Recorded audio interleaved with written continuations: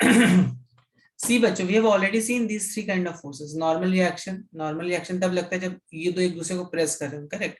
Suppose अगर आपने इसको ऐसे यहाँ से फोर्स लगाया, तो इस पर अगर आप नॉर्मल रिएक्शन केवल देखोगे इस ब्लॉक का, तो इस ब्लॉक, ये ब्लॉक ऐसे फोर्स लगाएगा, ये वाला ब्लॉक इस पे ऐसे लगाएगा. देखो फ्लोर क्या करता है, जब आप एक ब्लॉक को रखते हो फ्लोर पर, तो ब्लॉक जो फ्लोर पर ऐसे फोर्स लगाता है, और फ्लोर जो है ब्लॉक पर ऐसे फोर्स लगाता है ना. ठीक है, समझ में आई बात की नहीं? फिर टेंशन फोर्स, जब आप स्ट्रिंग को ऐसे खींचने लगते हो, तो स्ट्रिंग पर भी एक टेंशन फोर्स डेवलप होता है, करेक्ट. तो टेंशन फोर्स का डायरेक्शन आप फ्री बॉडी डायग्राम में दिखा देना. डिपेंड करता है, मतलब स्ट्रिंग में हो सकता है फोर्स ऐसे लग रहा हो, जैसे भी एक ब्लॉक को अपने स्ट्रिंग से टांग दिया, ठीक है, ऐसे समझो. तो होता क्या है कि जो ब्लॉक है, स्ट्रिंग जो ब्लॉक को ऊपर की तरफ खींच रही है with the force of tension, और ये जो ब्लॉक है स्ट्रिंग को नीचे की तरफ खींचे with the force of tension, and these two are action reaction pairs, mg. Okay, so ये तो एक पार्ट था tension force. Then spring force we have seen is equal to k x. ठीक है. तो कुछ टाइप्स ऑफ फोर्सेस हैं, तो ये सब फोर्सेस आपको मिलेंगे अभी. Then also obviously frictional forces also, उसको हम बाद में देखेंगे. अभी पहले इन तीन फोर्स से बी कंफर्टेबल. ओके बच्चों, समझ में आई बात? समझ में आई बात कि नहीं आई? ओके. Yes sir. चलो तो आगे बढ़ते हैं फिर.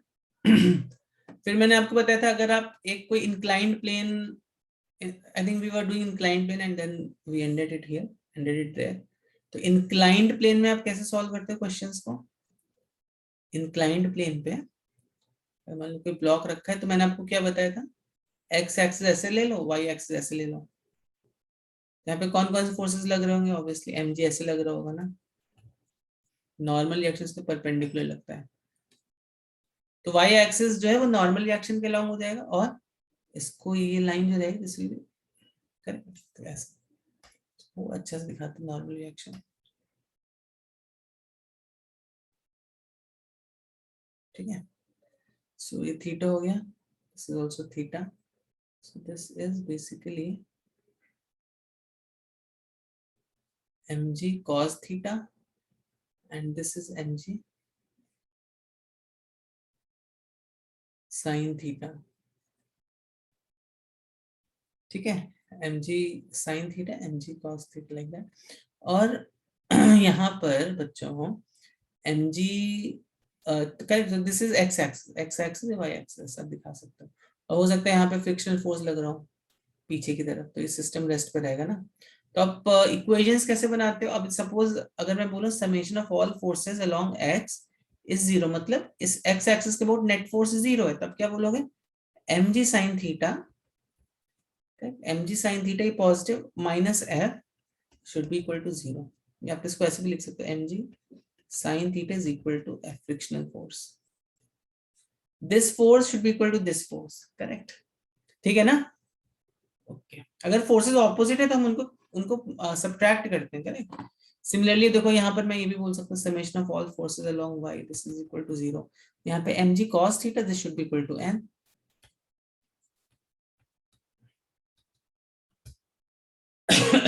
ठीक है, ये आप इसको ऐसे भी बोल सकते हो, mg cos theta n minus mg cos theta equals to zero. तो देखो ये पॉजिटिव एक्सिस पॉजिटिव वाई है, ये नेगेटिव वाई है, तो minus plus n minus mg cos theta equals to zero, आप ऐसे भी बोल सकते हो.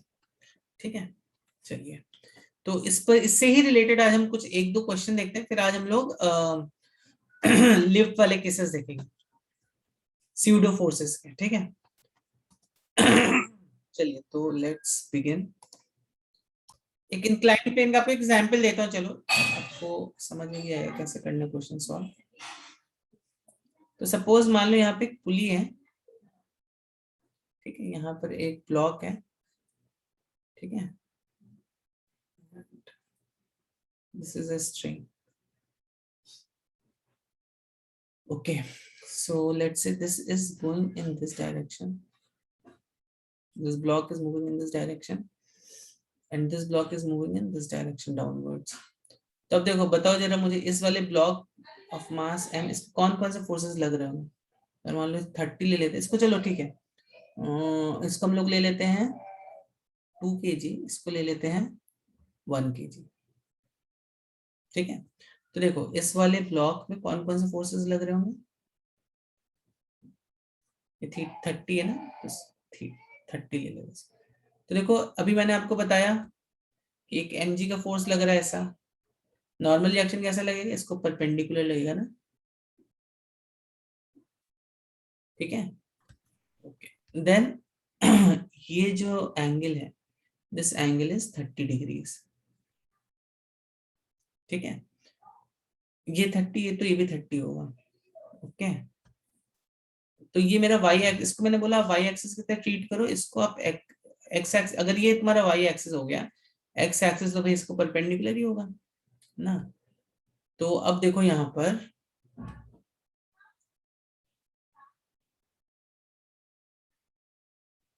this is mg sin 30 and this is mg cos 30, ठीक है।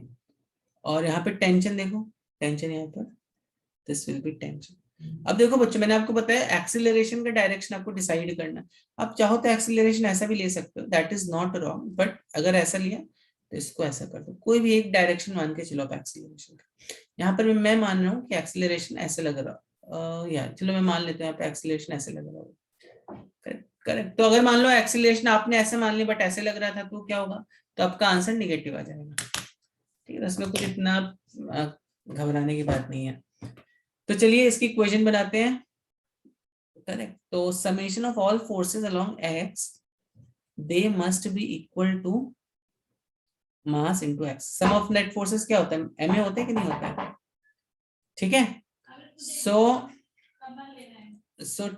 तो ये कितना एफ एक्स कितना हो जाएगा यहाँ पर? टी, देखो ये टी हो गया, सब्ट्रैक्ट किससे कर देंगे?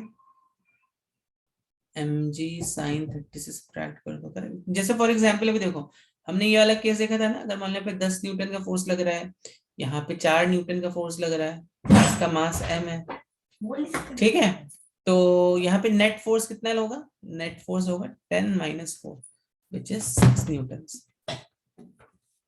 This is net force, okay, and this is equal to mass into acceleration। तो यहाँ पर भी उसी तरह से देखो, यहाँ पर ये फोर्स बड़ा है, ये फोर्स छोटा है, so t minus mg sin 30 this is equal to mass into acceleration, ठीक है। समझ में आई बात कि नहीं आई? Okay yes sir. अब देखो ये वाले ब्लॉक को आप अगर ऑब्जर्व करोगे तो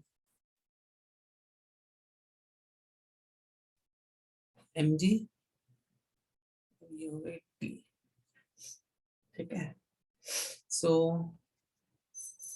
mg माइनस, अच्छा ये 2 kg ना, तो m की जगह मैं क्या पुट कर दूंगा? यहाँ पे m की जगह 2g पुट कर दूंगा, ठीक है। यहाँ पे 2 है तो इसको मैं 2, करेक्ट। तो यहाँ पे m1 है, तो यहाँ पर अब देखो यहाँ पर एक्सीलरेशन का डायरेक्शन क्या होगा? ये हो जाएगा। तो can you predict what will be the equation? Yes, mg minus t is equal to ma, होगा कि नहीं होगा ये equation? mg minus t is equal to m, क्योंकि नीचे की तरफ एक्सीलरेट हो रहा है यहाँ पर, तो ऑब्वियसली हम ऐसा ये वाला फोर्स को बड़ा मानेंगे, इसको छोटा मानेंगे, करेक्ट ना, है कि नहीं है? सो m की जगह भी मैं यहाँ पे 1 पुट कर दूँ। नाउ व्हेन वी दोनों इक्वेशंस पे ऐड कर दो तो कितना होगा? तो कितना हो जाएगा? 1g minus 2g sin 30 is equal to 3, ठीक है। तो एक्चुअली बच्चों यहाँ पर आप देखो तो इस वाले केस में ऐसा बन रहा है कि 1g माइनस 2g sin 30 कितना हो गया? हाफ हो गया, इज इक्वल टू 3 है। तो यहाँ पे देखो this is coming out to be 0, तो acceleration is coming out to be 0, मतलब acceleration comes out to be 0, मतलब क्या हुआ? ये जो सिस्टम है ना ये रेस्ट पर रहने वाला है, this is not going to move, दोनों ब्लॉक्स में कोई भी मूव नहीं कर रहा होगा, दोनों भी ब्लॉक्स रेस्ट पर हैं, क्योंकि हमें कैसे पता है एक्सीलरेशन मेरा 0 आ रहा है। समझ में आई बात कि नहीं आई? समझ में यस आई सर। बात? चलो एक क्वेश्चन मैं आपको दे रहा हूँ, भी आप ट्राई करो एक क्वेश्चन, ठीक है? तो यहाँ पे बच्चों आपको बताना है साइन थीटा कितना होगा, क्योंकि आपने इनवर्स फंक्शन नहीं पढ़े इसलिए मैं आपको ऐसे दे रहा हूँ। पर कभी कभी क्या होता है, इसको थीटा को कोई भी इनवर्स ट्रिग्नोमेट्रिक फंक्शन के टर्म्स में लिख सकते हो, बट चूंकि आपने इनवर्स ट्रिग्नोमेट्रिक फंक्शन नहीं पढ़ा है, तो आप बताओ मुझे साइन थीटा यहाँ पे कितना होगा, ठीक है? That is a value which you can easily find out in this question. चलो जल्दी से बताओ, ट्राई करो सब बच्चे और बताओ मुझे। चलो बच्चों मैंने आपकी ऑप्शंस दे दिए 4, sine theta is equal to what, अभी सोच के बताओ मुझे।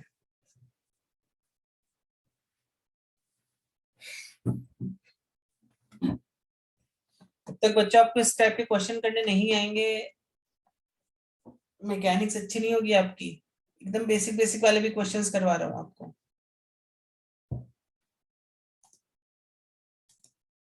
बेसिकली यहाँ पे साइन थीटा या थीटा फाइंड करने को आपको बोलेगा वो। सो यहाँ पे मैंने आपको ऑप्शंस भी दे दिए थे 4। चलो देखते हैं इसको कैसे सॉल्व करेंगे। सो यहाँ पे ना see this m1 m1g sine theta, मैं भी डायरेक्टली लिख दे रहा हूँ। अच्छा ठीक है, मैं डायरेक्टली नहीं लिखता हूँ तो आप फिर कंफ्यूज हो जाओगे। तो ये हो गया बच्चों मेरा m1g, ठीक है? ये हो गया मेरा नॉर्मल रिएक्शन। एम थीटा, ये थीटा तो ये भी थीटा हो जाएगा ना। तो बच्चों ये वाला जो कंपोनेंट है एम m1g का, this will be m1g cos theta, and ये कंपोनेंट जो है इसका ये हो जाएगा m1g sin थीटा, ठीक है? And this force will be tension force, ठीक है? और क्योंकि बोल रहा है system has to be at rest ना, बोले ना सिस्टम, जब भी सिस्टम रेस्ट पर है तो समझ लो एक्सीलरेशन 0 है। रेस्ट पर नहीं मतलब कुछ ना कुछ एक्सीलरेशन हो रहा होगा, जिस साइड ज्यादा फोर्स है उधर, मतलब that force minus this force equals to m। But अगर बोले सिस्टम रेस्ट पर है मतलब this force has to be equal to this force. तो इसी तरह m2 का भी हम इक्वेशन बना सकते हैं, देखो m2g अपॉन t।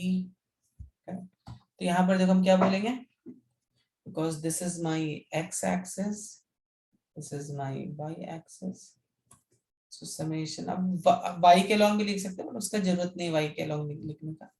यहाँ पे बोल दो समेशन ऑफ fx इज 0, ठीक है? तो कितना होगा t is equal to,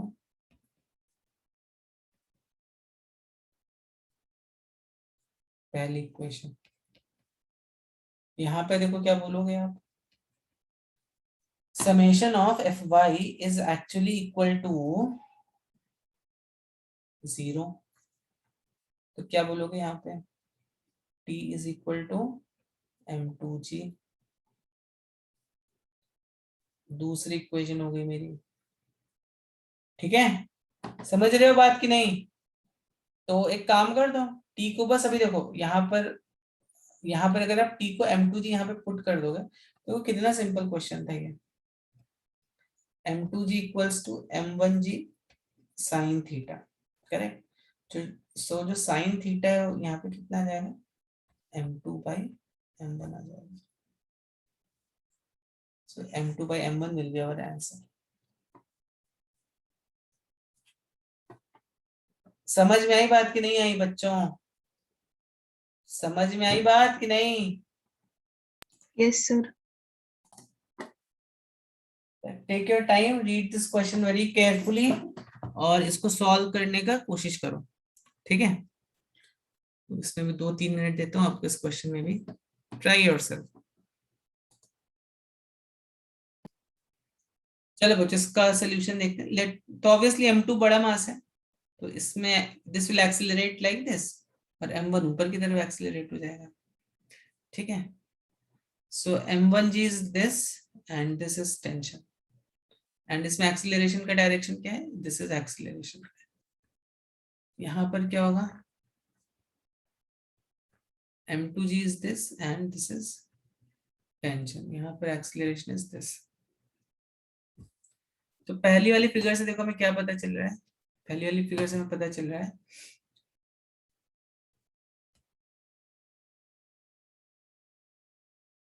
okay let me C.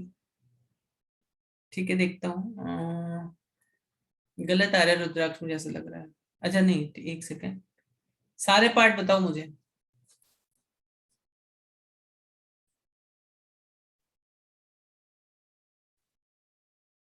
Okay, तो देखो यहाँ पर m1g,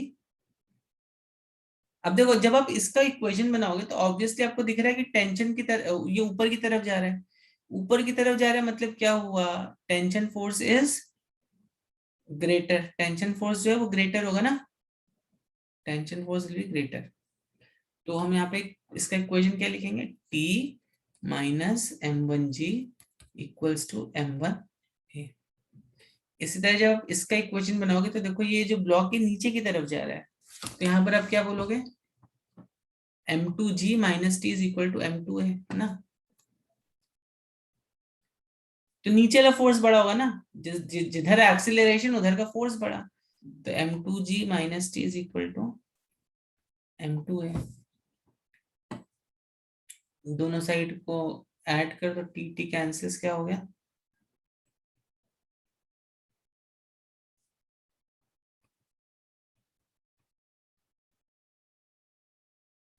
ठीक है, तो a कितना हुआ, m1 minus m2 minus m1 ना, sorry, m2 minus m1 upon, अब देखो m1 कितना था, m1 was 300 grams और m2 was 600 grams, so when you put here 600 minus 300, ठीक है, और ये m1 plus m2 600 plus 300, तो यहाँ पर देखो आंसर कितना आ जाएगा, g/3 आ जाएगा आंसर, m2 में 600 minus 300, 600 plus 300 g, ठीक है, so acceleration is equal to g/3।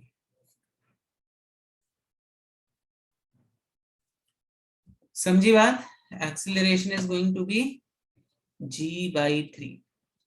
I hope आपको बात समझ में आ गई होगी।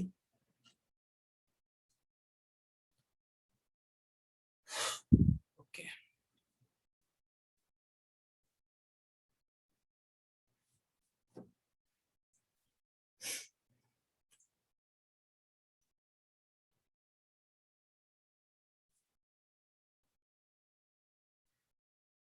चलो तो अभी बी वाला पार्ट देखते, find the tension in the, अच्छा एक सेकंड, फाइंड करना है, okay, find the distance travelled by the first block in the first second.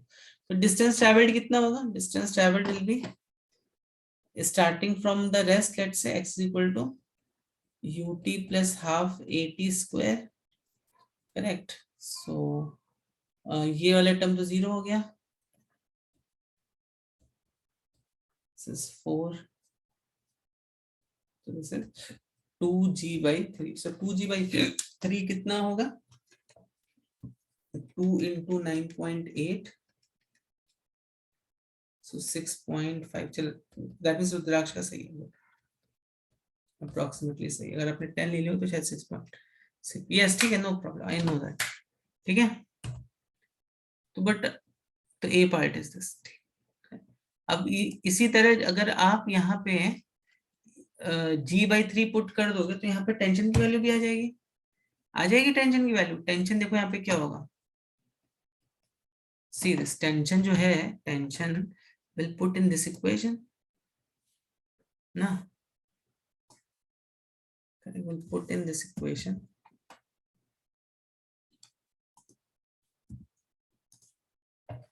Correct. तो इस इक्वेशन में देखो टी m1 कितना था, m1 was 300 ग्राम्स ना, 300 डिवाइडेड बाई 1000 into g,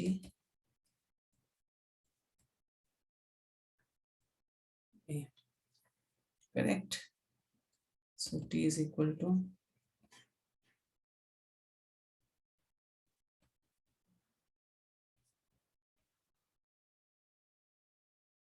तो basically,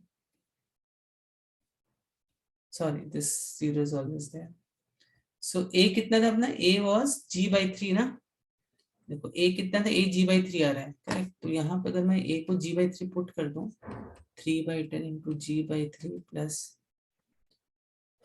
3g by 10, या एक काम करते हैं, इसको 3 ले लो यहाँ पे, इंटू 3 मल्टीप्लाई कर दो, तो कितना हो गया ये 9 3 12g by 30, ठीक है, दिस इज 12g by 30, ठीक है। सो यहाँ पे जो टेंशन आ गया मेरा, tension comes out to be 12g by 30। तो यहाँ पे अगर आप 10 पुट कर दो तो ऑलमोस्ट कितना आ जाएगा, 120 डिवाइडेड बाई 4 आ जाएगा, या तो अगर मान लो आप जी को 10 ले लेते, जी को अगर मान लो अप्रोक्सीमेटली 10 ले लूं, तो टेंशन की वैल्यू 4 न्यूटन आ जाएगी। तो गुड, रुद्राक्ष का आ गया। समझ में आ रही बात बच्चों की, नहीं आ रही है?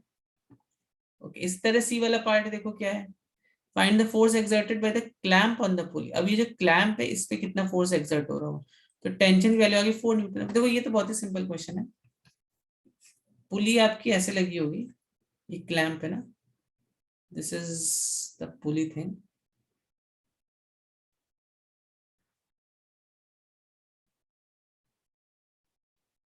ठीक है, ये 4 न्यूटन, ये 4 न्यूटन, ठीक। तो इस क्लैंप पे कितना फोर्स लग रहा होगा, इस बिकॉज पुली तो देखो रेस्ट पर है ना, तो नीचे का फोर्स जितना होगा उतने ऊपर का फोर्स होगा। तो 4 newton and 4 newton, this is equal to this force which is 8 newton. समझ में आई बात कि नहीं आई? So net force on the pulley will be 8 newton, clamp will be 8 newton, ठीक है। So force on clamp is, ठीक है बच्चों, समझ में आ रही है बात कि नहीं?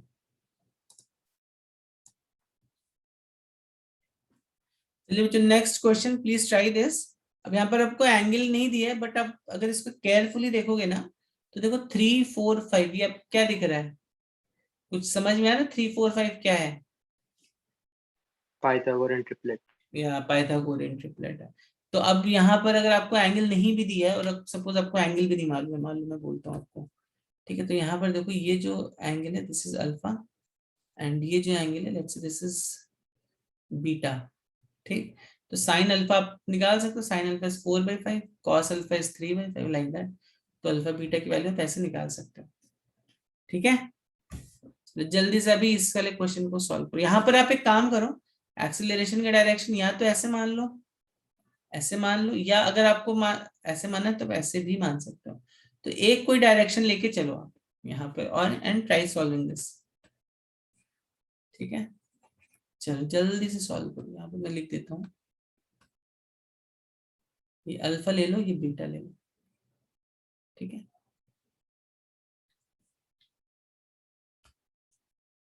चलो देखते हैं बच्चों, आर यू ऑल ट्राइंग बच्चों? सब बच्चों ने ट्राई किया कि नहीं किया है? Have you all tried? So alpha, this alpha ना,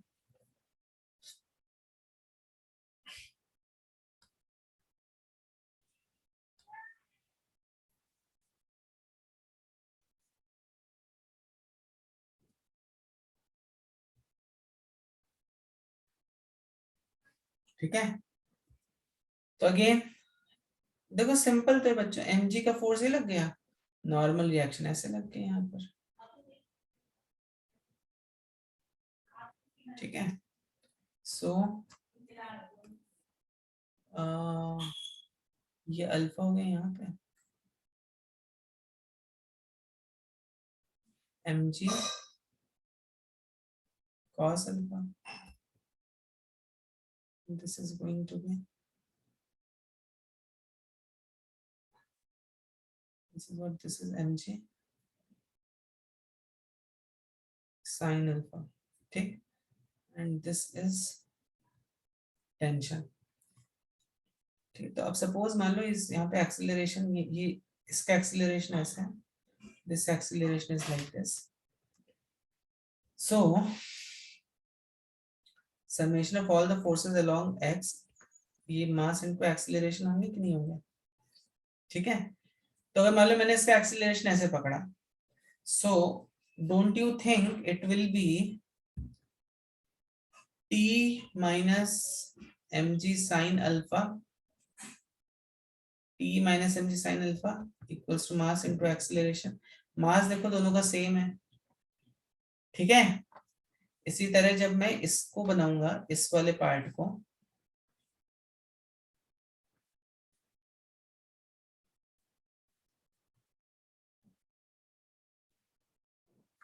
so this is mg again, mg अभी मैं डायरेक्टली लिख रहा हूँ, mg साइन बीटा हो गया, यहाँ पर टेंशन हो गया.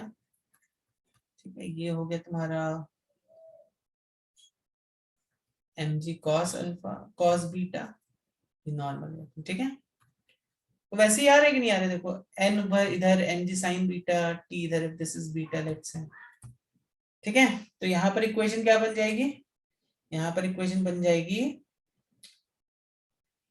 because this is accelerating in this direction, equation will be mg sin beta minus tension is equal to mass into acceleration. Now when I add these two equations,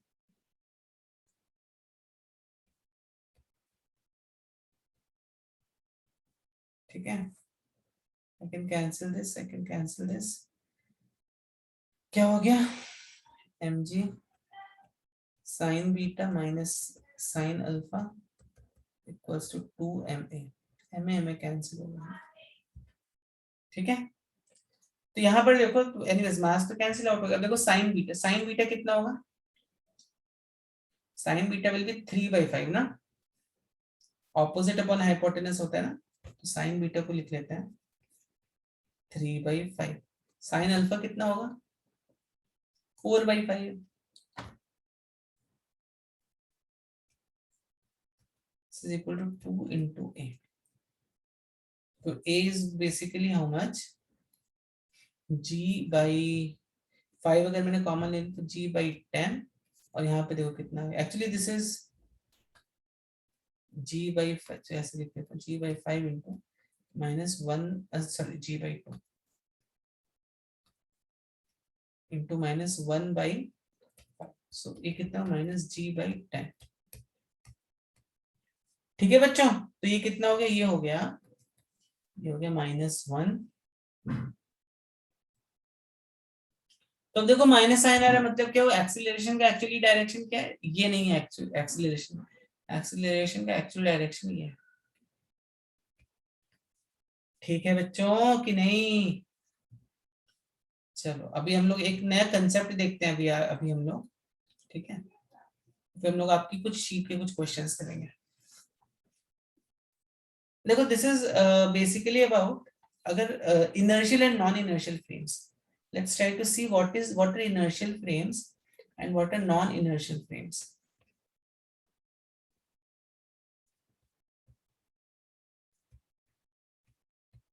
मालूम है किसी को इनर्शियल और नॉन इनर्शियल फ्रेम्स क्या होते हैं? Is anyone, what are inertial and what are non inertial frames? चलिए देखते क्या होता है inertial and non inertial frames. तो देखो, अगर कोई ऑब्जेक्ट, कोई ऑब्जर्वेटरी है, ठीक है, करेक्ट. जैसे फॉर एग्जांपल आप पहले तो समझो फ्रेम ऑफ रेफरेंस क्या होता है.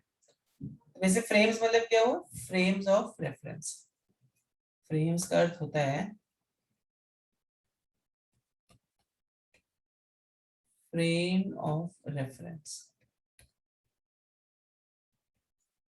ठीक है, फ्रेम का मतलब होता है फ्रेम ऑफ रेफरेंस। तो फ्रेम ऑफ रेफरेंस क्या होता है? वो वाला पॉइंट जहां से आप सारे observations, you make all the observations. Correct. What is frame of reference? From where all your observations are being made. Correct. Point from where all your observations are being made. या चलिए मैं इसको ऐसे लिख देता हूँ, ऑब्जर्वेशन मेकिंग। जैसे for example place, ऐसा समझो फ्रेम ऑफ रेफरेंस के set of x y z coordinates जहां से आप आपके सारे ऑब्जर्वेशंस ले रहे हो। जैसे वो हो सकता है वो कोई कार हो। करेक्ट। करेक्ट।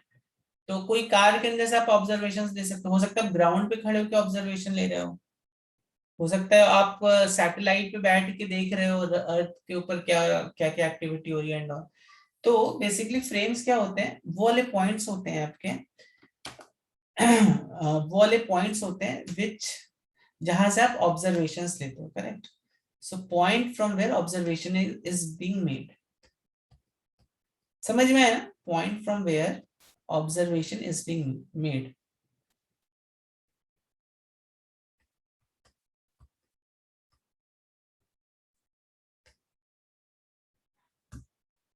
ठीक है। तो अब देखो ये जो फ्रेम्स होते हैं ये दो तरह के हो सकते हैं, इनर्शियल या नॉन इनर्शियल। इनर्शियल क्या होते हैं बच्चों? इनर्शियल बेसिकली वो होते हैं जो जो कि कांस्टेंट वेलोसिटी से मूव कर रहे हैं। करेक्ट। वो वाले फ्रेम्स जो कि कांस्टेंट वेलोसिटी से मूव कर रहे हैं। ठीक है। तो इनर्शियल फ्रेम्स बेसिकली क्या क्या होंगे? जो कि कांस्टेंट वेलोसिटी से मूव कर रहे होंगे। इनर्शियल क्या हो गया? या तो वो रेस्ट पे रहेगा आपके रिस्पेक्ट में, या तो वो कांस्टेंट वेलोसिटी से मूव कर रहा हो। तो यहाँ पर हम अर्थ को ऑब्जर्वेशन पॉइंट मान रहे हैं उसके रिस्पेक्ट में। Earth is always taken as an inertial frame. ठीक है। तो इनर्शियल फ्रेम क्या होता है? Moves with a constant velocity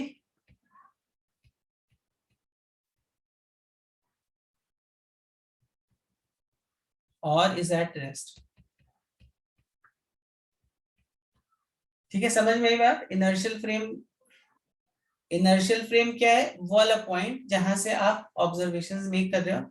और फ्रेम पहले तो ये होता है। अब इनर्शियल फ्रेम क्या हो गया? जो कि कांस्टेंट वेलोसिटी से मूव कर रहा है या फिर वो रेस्ट पर होगा। ठीक है। अब नॉन इनर्शियल फ्रेम क्या होते हैं? What are non inertial frames?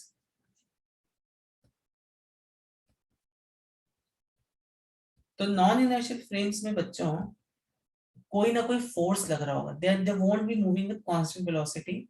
उसमें कोई ना कोई फोर्स लग रहा होगा। करेक्ट। तो अगर किसी भी ऑब्जेक्ट पे या अगर कोई भी ऑब्जेक्ट उस पर कोई फोर्स लग रहा है या वो कांस्टेंट वेलोसिटी से मूव नहीं कर रहा है या it is accelerating in one sense, accelerating frames are known as non inertial frame. एक वर्ड का डेफिनेशन।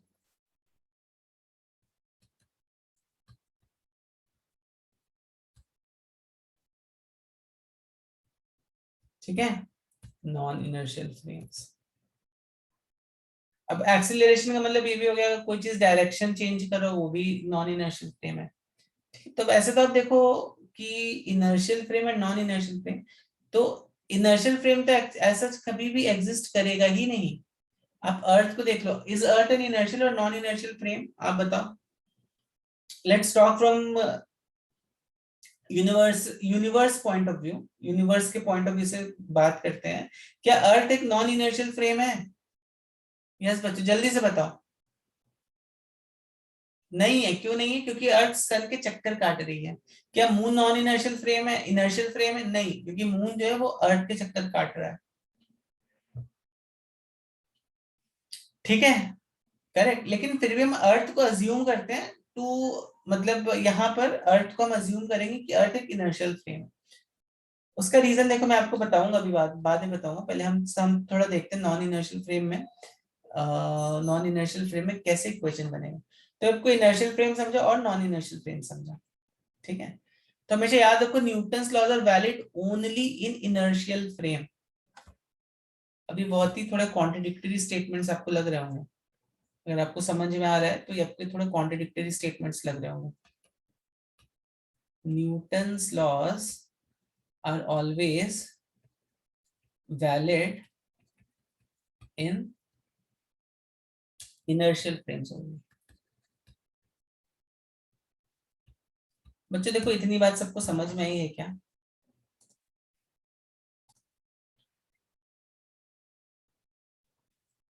तो हाँ, तो एक्चुअली अर्थ की अगर हम बात करें तो अर्थ एक छोटे एरिया की, अगर हम बात करें अर्थ एक छोटे से एरिया की, तो उसको हम अप्रोक्सीमेट कर सकते हैं, it is like an inertial frame.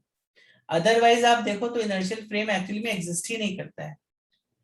समझ में आ रही है बात की नहीं आ रही? करेक्ट। ये यूनिवर्स भी होगा, यूनिवर्स भी तो कभी कैसे ना कैसे इस पर भी कुछ फोर्स तो लग रहा होगा ना, इस पर भी हमें मालूम नहीं, बट हो सकता है बाहर कोई ये यूनिवर्स अपने आप में कैसे तो मूव कर रहा होगा। Correct, we can't say like that. So point is what, अगर हम अर्थ एक छोटा सा पार्ट कंसीडर करते हैं,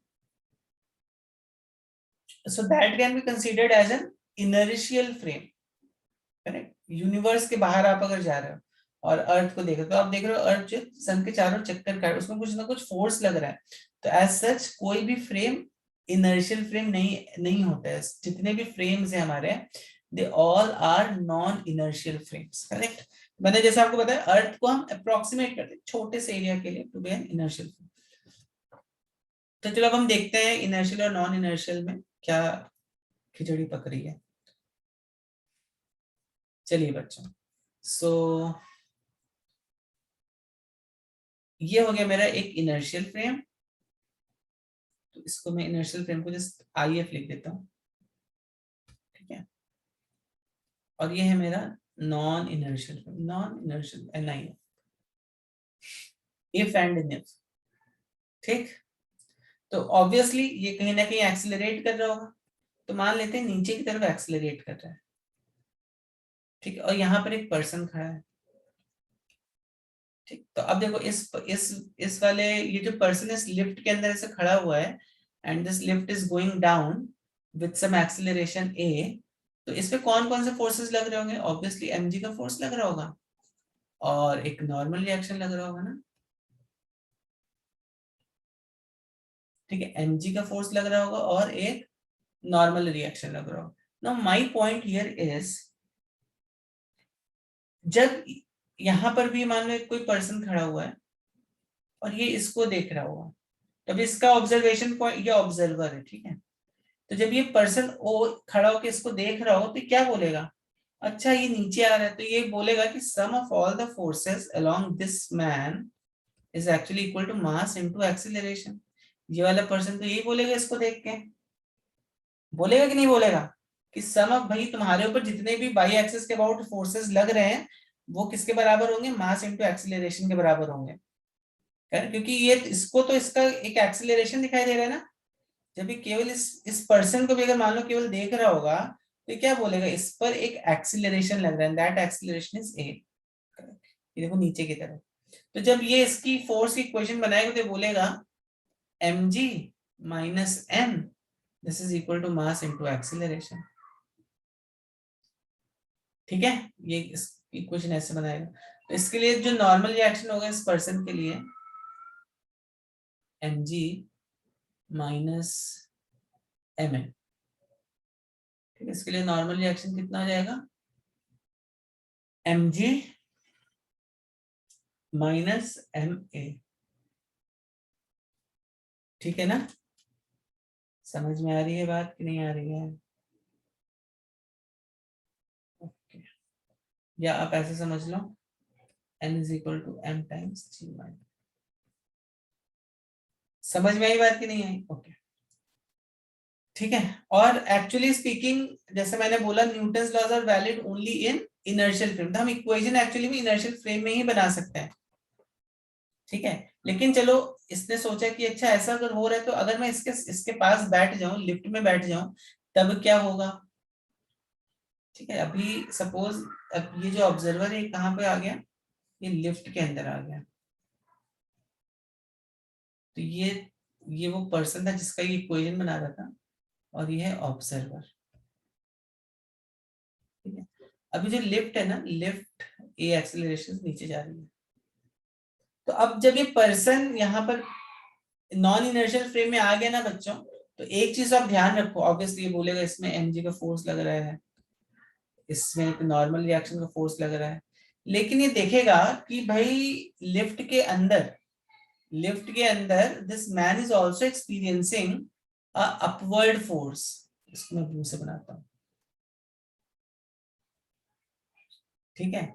और ये भी अगर इसका मान लो मास ऑफ ऑब्जर्वर ओ है, तो ये देखेगा इसके ऊपर भी एक MOA ये force, he will start feeling this force, ठीक है, correct, he will start feeling that force. आपने भी कभी देखा होगा बस जब देखो, बस जब जस्ट चलना शुरू करती है, ठीक है, बस जब जस्ट चलना शुरू करती है, तो अगर आप यहाँ पे बैठे हो, मतलब बस जब आगे की तरफ एक्सेलरेट हो रही होती है, तो आप पीछे की तरफ गिरते हो कि नहीं गिरते हो, और जैसे ही बस रुकती है तो आप आगे की तरफ गिरते हो कि नहीं गिरते हो।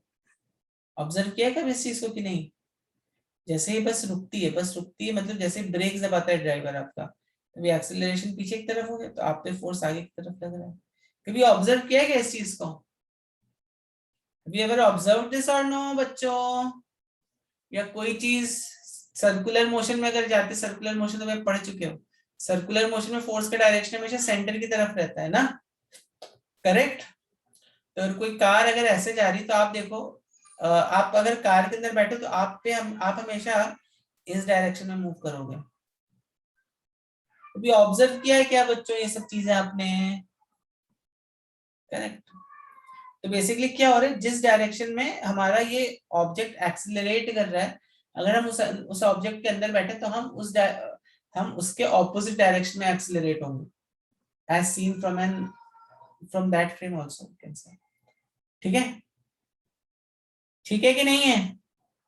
आप जब कार में बैठते हो, कार आपकी ऐसे टर्न लेती है, तो आप किस डायरेक्शन में एक्सीलरेट हो रहे हो, आप देखो, आप ऐसे आप इस वाले एरो की तरफ मूव कर जाते हो, correct, the arrow that I mark with cross, okay. उसी तरह से जैसे ही जब ये लिफ्ट नीचे की तरफ जा रही होगी, तो ये एक्सपीरियंस करेगा some pseudo force. Now this person has no way by which he can measure this pseudo force. कोई तरीका नहीं होता है नॉन इनर्शियल फ्रेम में स्यूडो फोर्स को मेजर करने का, apart from this see that things from inertial frame, ठीक है। बट हम मान लेते हैं कि स्यूडो फोर्स यहाँ पे MA का लग रहा होगा, ठीक है, तभी इस फ्रेम में इक्वेशन और इनर्शियल फ्रेम में इक्वेशन उतनी मैच करेंगे। तो बस अभी सिंपल हो गया, n is equal to n plus MA is equal to mg, ये अभी यहाँ पर ऐसा बोलेगा, करेक्ट। सो ये इक्वेशन अभी यहाँ पे बोलेगा Fy इज इक्वल टू 0। ये कहाँ से कहाँ पे इक्वेशन बन रही थी, मेन आपको ये देखना है, forces summation of forces get to change, net forces change हो रहे हैं हमारे, ठीक, बट फोर्सेस का मैग्नीट्यूड चेंज हो रहा है क्या, क्या mg चेंज हो रहा है, n चेंज हो रहा है, नहीं, फोर्सेस का मैग्नीट्यूड चेंज नहीं हो रहा है, केवल क्या चेंज हो रहा है हमारा, केवल फोर्सेस हमारे चेंज हो रहे हैं, ठीक है, सॉरी नेट फोर्स चेंज हो रहा है हमारा, नॉर्मल रिएक्शन उतना ही रहने वाला। अभी मैं आपको निकाल के दिखाऊंगा। तो यहाँ से जब ये क्वेश्चन बनाया, क्योंकि इसने बोला भाई यहाँ पे कुछ तो स्यूडो फोर्स F लग रहा था, तो जो अभी जो MA है, जो पहले हमारा क्या था, नेट फोर्स था, देखो MA पहले क्या था, MA जो नेट फोर्स था मेरा MA पहले, तो ये जो नेट फोर्स था, अभी ये नेट फोर्स किस फॉर्म में यहाँ पे लगेगा, ये भी स्यूडो फोर्स के फॉर्म में लग रहा होगा यहाँ पर, समझ में आई बात। तो यहाँ पर n प्लस, तो n is equal to basically mg minus ma is equal to m times g। देखो नॉर्मल रिएक्शन तो वही आ रहा है मेरा, नॉर्मल रिएक्शन तो वही आ रहा है, लेकिन मेरा जो स्यूडो फोर्स है वो चेंज हो गया, ठीक है। समझ में आई बात कि नहीं आई बच्चों सबको। दैट मीन्स व्हाट, अगर मान लो मैं एक लिफ्ट को देखता हूँ, लिफ्ट मेरी जब एक्सिलरेट कर रही होगी, करेक्ट, तो आप चाहो तो इनर्शियल फ्रेम से भी बना सकते हो, बट जनरली हम क्या करते हैं यहाँ पे, अगर आप नॉन इनर्शियल फ्रेम से देख रहे हो इस लिफ्ट को, तो मान लो लिफ्ट अगर ऊपर की तरफ एक्सिलरेट हुई, तो अब जब आप लिफ्ट में ऑब्जर्व करोगे इसमें कौन कौन से फोर्सेस लग रहे हैं, तो एक तो भाई mg का फोर्स लग रहा है, एक नॉर्मल रिएक्शन का फोर्स लग रहा है और एक ma का फोर्स लग रहा है। तो यहाँ बोलो आप n is equal to mg plus ma। तो ये ma बेसिकली क्या हो गया, स्यूडो फोर्स हो गया बच्चों। स्यूडो का मतलब क्या होता है, स्यूडो का मतलब होता है फॉल्स फोर्स। ठीक है, तो बेसिकली इसको ऐसा समझो, आप समझो एक रूम में हो, कि आप एक रूम में हो और इस रूम में एक क्या बोलते हैं, इस रूम में ये जो ब्लॉक, ये जो रूम है गोल गोल ऐसे घूम रहा है। आपको पता नहीं है अंदर कि ये जो रूम है गोल गोल घूम रहा है। ठीक है, आप बैठे हो मस्त एकदम जगह से में फिक्स, और आप क्या देखते हो, इस रूम में एक ऑब्जेक्ट है जो वो रेस्ट पर था पहले, और जैसे ही घूमना शुरू किया गोल गोल, वैसे ही क्या हुआ, ऑब्जेक्ट कहाँ पे मूव करना स्टार्ट कर देगा, एक्चुअली ये ऑब्जेक्ट यहाँ पे मूव करना स्टार्ट कर देगा ऐसे।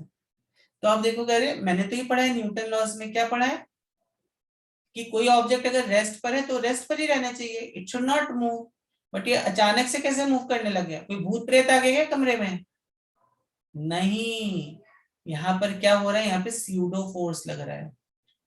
ठीक है, और स्यूडो फोर्स किसी भी कोई भी कैटेगरी में नहीं आता, ना तो ग्रेविटेशनल है, ना तो इलेक्ट्रोमैग्नेटिक है, ना तो ये न्यूक्लियर है, कोई भी कैटेगरी में स्यूडो फोर्स नहीं आता है। करेक्ट, तो आपको लगेगा रे सडनली मूव करने लगे तो मतलब जो न्यूटन ने बोले वो गलत है, बट वो गलत नहीं है, आपका फ्रेम जो है वो नॉन इनर्शियल है, इसलिए वहां पर न्यूटन्स लॉस फॉलो नहीं हो रहे हैं। ठीक, करेक्ट, ये सर। वैसे भी आप देखो, बस अगर मान लो चल, एक और एग्जांपल इसका समझते हैं, बस जब मूव करना स्टार्ट करती है तो सडनली आप क्या होते हो, जैसे ही बस आगे की तरफ जाती है पीछे की तरफ गिरते हो ना, तो आपको तो रेस्ट पर रहना चाहिए, सडनली आपके ऊपर जर्क कैसे लग गया, किसने लगा दिया जर्क ना? समझ में आ रही, बहुत सटल सी बात है ये। आपके ऊपर सडनली से एक जर्क लगा, तो जर्क किसने लगा दिया? करेक्ट, तो because your frame is now accelerating, Newton's loss will not be valid in that frame. ठीक है, तो उसको समझने के लिए आपको नॉन इनर्शियल फ्रेम का ही सहारा लेना पड़ेगा। ये बात समझ में आई बच्चों कि नहीं? हम्म, किसी को कुछ डाउट है इसमें?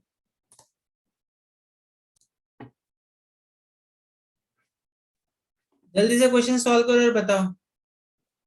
2 मिनट का बस टाइम दूंगा इस क्वेश्चन को सॉल्व करने के लिए, ज्यादा नहीं। देखते हैं कैसे सॉल्व करेंगे इसको, कैसे सॉल्व करेंगे इसको, देखते हैं।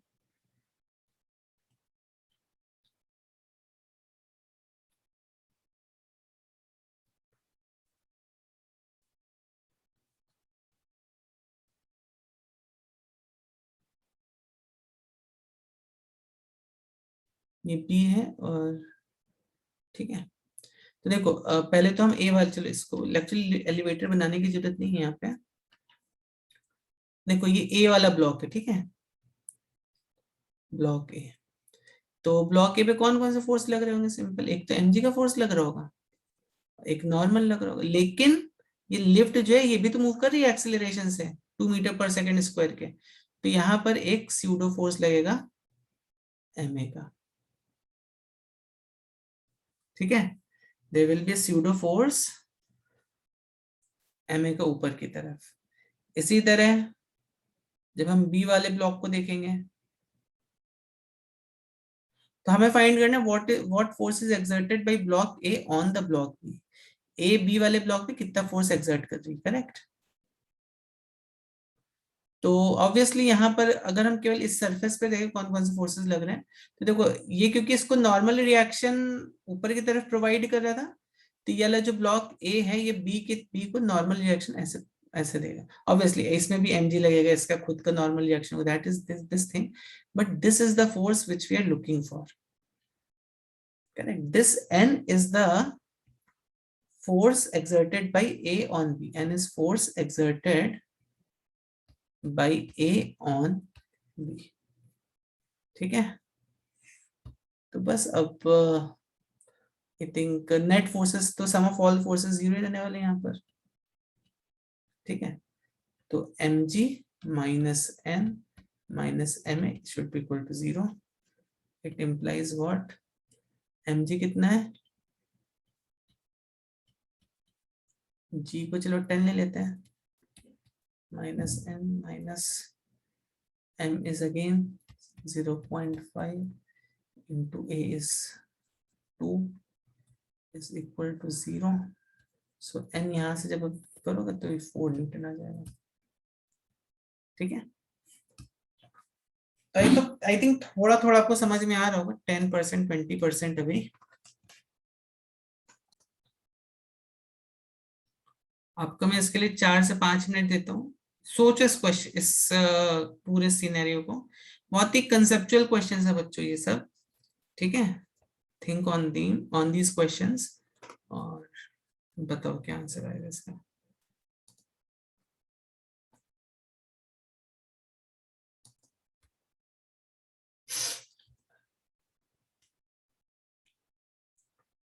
देखो, हमने एलिवेटर के सीलिंग में इसको, इस पेंडुलम को टांगा है ना, ठीक है। सो तो tension in resting, elevator goes up, तो एलिवेटर इज गोइंग अप, यहाँ पे क्या हो रहा है, एक्सीलरेशन हो रहा है बच्चों। यहाँ पे मैं पहले 2 पार्ट करता हूँ इसके, बाकी के पार्ट आपको मैं एज अ होमवर्क दूंगा, ठीक है। एटलीस्ट चलो ए बी सी दे देता हूँ मैं, बाकी डी और ई आपके, ई और एफ आपके लिए होमवर्क होगा, डी ई एफ आपके लिए होमवर्क होगा, ठीक है। चलो, तो ऊपर पहले जा रहे हैं with some acceleration a, now this comes down with some ठीक है। यहाँ पर देखो फोर्सेस कौन कौन से लगे, mg लग रहा होगा, टेंशन लग रहा होगा, और एक स्यूडो फोर्स लगा दो यहाँ पर ma का। अगर आप देखो, अगर आपको इस लिफ्ट के फ्रेम से नहीं सॉल्व करना, आप इनर ग्राउंड के फ्रेम से इक्वेशन बना लो, कुछ प्रॉब्लम नहीं है, ठीक है। रिजल्ट आपका सेम ही आने वाला है, ठीक है ना। पर क्योंकि हमने स्यूडो फोर्स पढ़ा तो मैं बार बार यहाँ पे स्यूडो फोर्स का कंसेप्ट यूज करके लिफ्ट के फ्रेम से बना रहा हूँ इन इक्वेशंस को। तो यहाँ पर क्या इक्वेशन बन जाएगी इसकी, देखो, लिफ्ट से देख रहे हो आप, बोलोगे पेंडुलम तो रेस्ट पे रहेगा, क्या बोलोगे, ma plus t is equal to mg, ठीक है। So t is equal to m of g minus a, तो मास कितना है, g कितना है, 9.8 माइनस 1.2, करेक्ट, कितना हो गया ये, जी नहीं बोले तो 9.8 ही ले लेता है, देखो कितना हो गया, बराबर है ना। Oh I am so sorry, I am so sorry, यहाँ पे स्यूडो फोर्स देखो, actually lift is accelerating upward है ना, तो pseudo force will be directed downwards, actually ma will be this, I am so sorry for this. तो यहाँ पर हो जाएगी equation t is equal to mg plus ma, mg plus ma, तो t is equal to g plus है, ठीक है।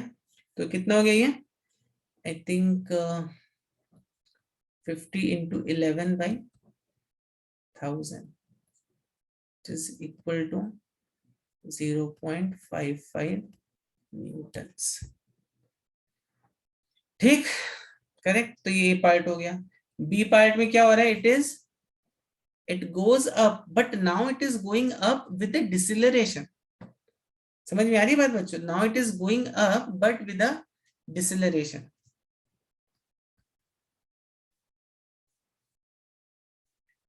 Now it is going up, ऊपर तो जा रही है, लेकिन अभी एक्सीलरेशन के डायरेक्शन क्या क्या हो जाएगा, नीचे हो जाएगा, क्योंकि अभी डिसिलरेशन हो रहा है बच्चों। तो इस पेंडुलम पे देखो कौन कौन से फोर्सेस लग रहे होंगे, mg, और अभी ऑब्वियसली टेंशन तो लग रहा होगा, और एक फोर्स ऊपर लगेगा ma का, ठीक है।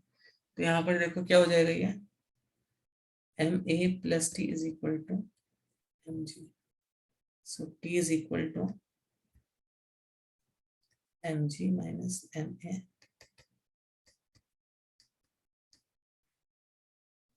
ठीक है। तो मास कितना हो गया,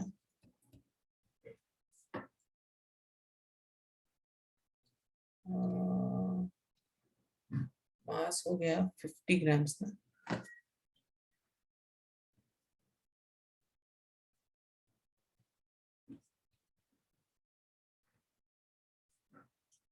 G is 9.8.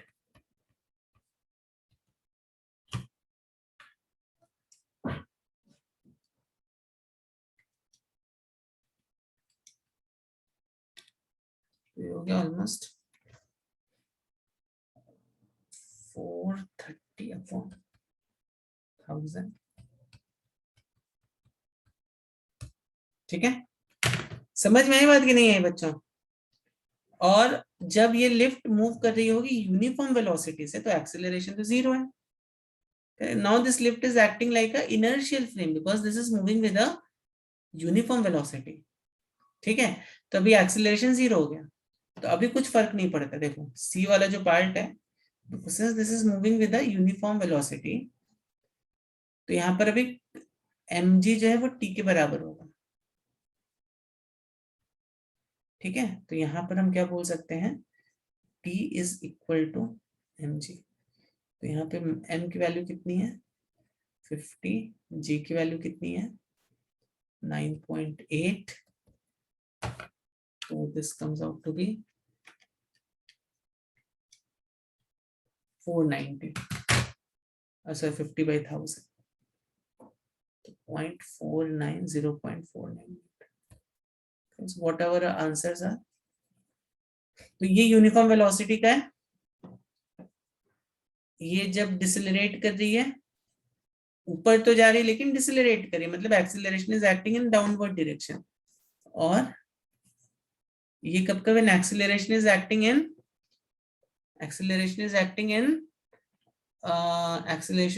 Upward direction. ठीक है, और आप देखोगे कि ABCD when goes down with an acceleration, जब this goes down with an acceleration still goes down with an, देखो ये यही केस बन जाएगा। ठीक है, इट गोज डाउन तो ये वाला केस बन जाएगा। फिर goes down with an acceleration, फिर क्या है goes down with deceleration, goes down with deceleration, ये वाला केस बन जाएगा। नीचे तो जा रही लेकिन इसका डिसेलरेशन हो रहा है, मतलब एक्सेलरेशन ऊपर की तरफ लग रहा है। और goes down with uniform velocity, ये वाला केस बन गया। Correct, so in one sense this question, बाकी के पार्ट्स आर क्वाइट सिमिलर। समझ में आई बात बच्चों आपको? Did you really understand this? Yes, sir. किसी बच्चे को कुछ डाउट है? So बच्चों this is your homework problem. ठीक है, जो बच्चे ऑनलाइन देख रहे होंगे तो इसको हम नेक्स्ट क्लास में डिस्कस करेंगे। ठीक है, तो मैं आपसे पूछूंगा what methods you have adopted to solve this problem. I am more interested in your methodology then in your answer. ठीक है बच्चों, तो अभी के लिए हम इस सेशन को यहीं पर एंड करते हैं, फिर mostly next week will meet again. चलो ठीक है बच्चों, I am ending this session.